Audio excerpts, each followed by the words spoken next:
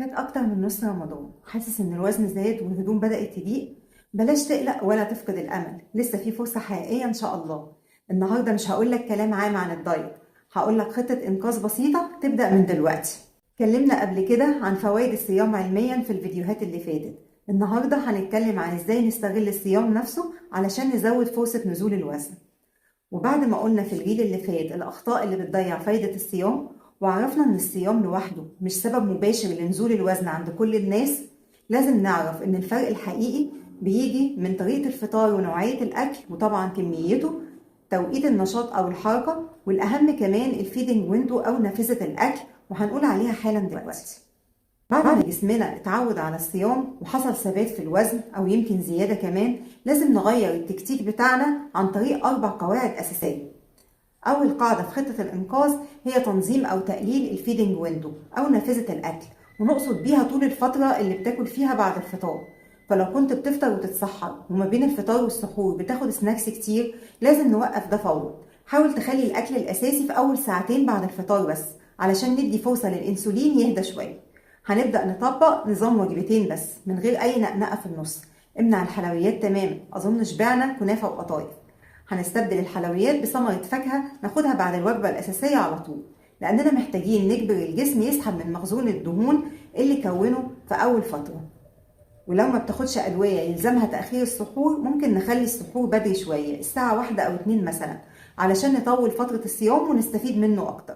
القاعدة التانية، وقف كارثة السكر السائل زي العصاير المتحلية بالسكر والمشروبات الغازية والمصنعة والمشروبات الرمضانية المشهورة، لأنها بترفع الأنسولين بسرعة وبتقلل استخدام الدهون كمصدر طاقة. لو عايز تنزل وزنك بجد، ابدأ بتقليل السكر السائل من النهاردة. القاعدة الثالثة، طبق قاعدة ال20 دقيقة بدقة والتزام. هنعمل ايه؟ نكسر صيامنا بتمرة ومية ونقوم نصلي المغرب وبعدين نكمل فطارنا.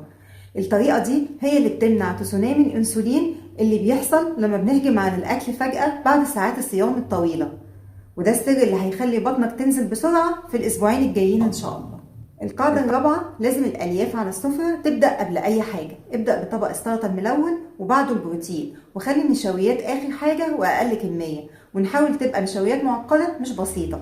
الألياف هنا وظيفتها إنها تفرمل السكر وتحافظ على هرمون النمو عالي طول الليل، وده هو الهرمون السحري اللي هينحت جسمك وانت نايم. ودلوقتي هقولك على المشروب السحري اللي تاخده على السحور علشان تسرع النتائج في الكام يوم الجايين بإذن الله. لو معدتك تمام، هتحط كوباية مية دافية مع معلقة خل تفاح عضوي مع عصير نص ليمونة وورشة ملح هيمالايا.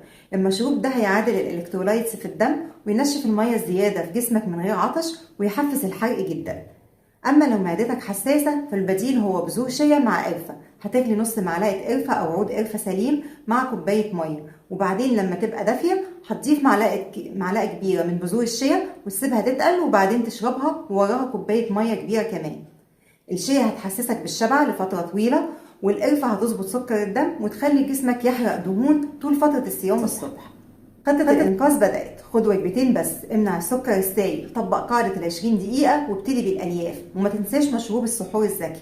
وطبعا تفتكر تمشي نص ساعة يوميا، إما قبل الفطار أو بعده حسب قدرتك. حاول تطبق القواعد دي وشوف تأثيرها بنفسك في العيد إن شاء الله. وقولولي في التعليقات مين هيبدأ معايا التحدي من النهاردة، وقولوا محتاجين نركز على إيه أكتر في فيديوهات العيد بإذن الله. دمتم بصحة ووعي متجدد، وكل سنة وانتم طيبين.